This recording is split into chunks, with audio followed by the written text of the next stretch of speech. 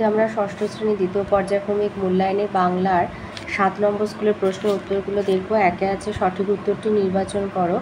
একের 1 হবে পদ্মকে মানভূম দেয়ালচিত্রের প্রতীক বলা হয়। একের 2 বকের পাখায় আলোক লুকায় ছাড়িয়া পুবের মাঠ। একের 3 উপসর্গযুক্ত হয় শব্দের আগে। একের 4 বনাম একটি বিদেশি অনুসর্গ। একের 5 ধাতুর সঙ্গে যে বিভক্তি যুক্ত হয় তাকে বলে ধাতু বিভক্তি।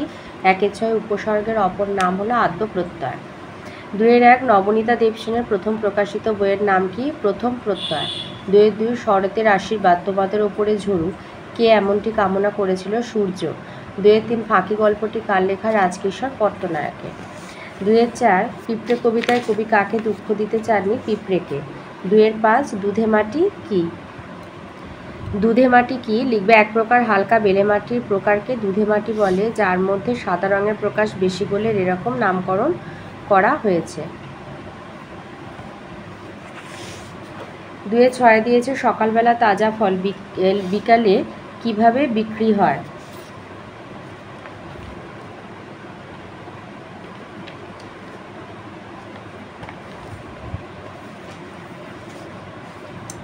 সকালে তাজা ফল বিকেলবেলায় কিভাবে বিক্রি হয়?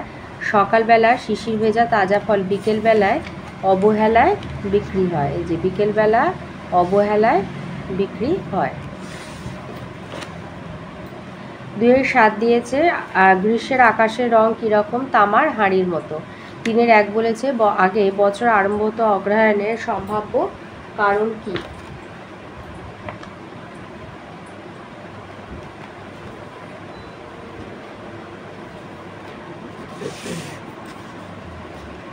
সাহিত্যিক সুভাষ মুখোপাধ্যায় মৌসুমের দিনের রচনায় লেখক বলেছেন যে বছরের শুরু বোঝাতে অগ্রহায়ণ শব্দটির প্রচলন হয়েছিল, কারণ অগ্র হলো গোড়া বা শুরু, আর হায়ন শব্দের অর্থ হলো বছর, অর্থাৎ অগ্রহায়ণ হলো বছরের শুরু।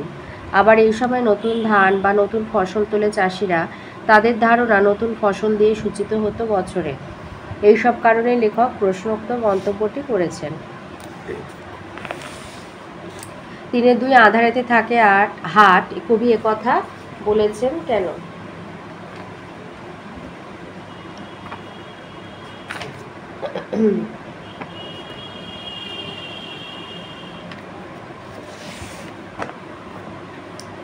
সপ্তাহের নির্দিষ্ট দিনে হাট বসে, জিনিসপত্র কেনাবেচার জন্য সেখানে বহু মানুষের সমাগম হয়, বহু অস্থায়ী দোকানপাটই সেখানে বেশি। ভোর হওয়ার সঙ্গে সঙ্গে সেখানে চলতে থাকে তুমুল ব্যস্ততা। বিকেল হলেই যে যার কাজ সমাপ্ত করে বাড়ির উদ্দেশ্যে যাত্রা করে। হাটে কেউই বসবাস করে না, ফলে সন্ধে নামার সঙ্গে সঙ্গে হাটে চরম নীরবতা নেমে আসে। দোকানগুলি বন্ধ হয়ে যায় বলে সেখানে কেউ সন্ধ্যা প্রদীপ জ্বালায় না। এই কারণেই কবি বলেছেন পার্শ্ববর্তী গ্রামগুলিতে সন্ধ্যা প্রদীপ জ্বলে উঠলেও আঁধারেতে থাকে হাট। 3-এর 3 আছে তুই করবি বাগান, এটা ফাঁকি গল্প থেকে দিয়েছে রাজকিশোর পট্টনায়কের, যে বাবা কেন এমন মন্তব্য করেন। এটা রায়মার্টিন সহায়িকার 108 পৃষ্ঠায় রয়েছে।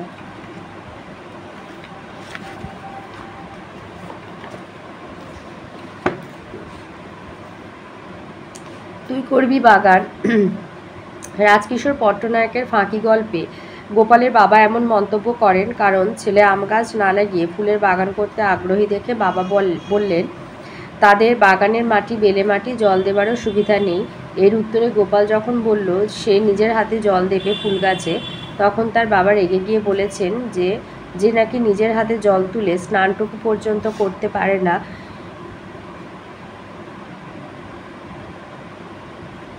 সে দেবে গাছে জল।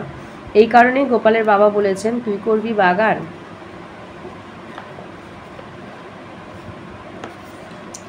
3-এর 4 আছে বাঘজননী লজ্জা পেয়েছিল কেন? এটা রায়মার্টিন সহায়িকার 148 পৃষ্ঠায় রয়েছে।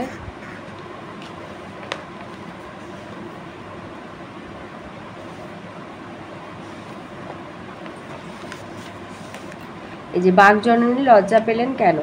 বাঘজননী তার সন্তানের কর্মকাণ্ডের জন্য লজ্জা পেয়েছিলেন। বাঘের ছানা কোনো শিকার ধরতে পারছিল না, খিদে সে খুব কষ্ট পাচ্ছিল। এমন সময় একদিন সে মেনি মৎস্য ধরার জন্য কাদায় নেমেছিল। বাঘজননী সন্তানকে তাই বলেছিল যে সে তো ভোঁদর নয় যে কাদায় নেমে মেনি মৎস্য নেমে মৎস্য ধরে খাবে, অর্থাৎ কাদায় নেমে মাছ ধরা ব্যাঘ্র জাতির মানায় না, কিন্তু বাঘের ছাড়া তাই করেছিল, আর তাই সন্তানের এমন আচরণে বাঘজননী লজ্জা পেয়েছিল। এই ছিল আজকের আমাদের ষষ্ঠ শ্রেণীর দ্বিতীয় পর্যায়ক্রমিক মূল্যায়নের বাংলা 7 নম্বর স্কুলের প্রশ্নের উত্তরগুলো।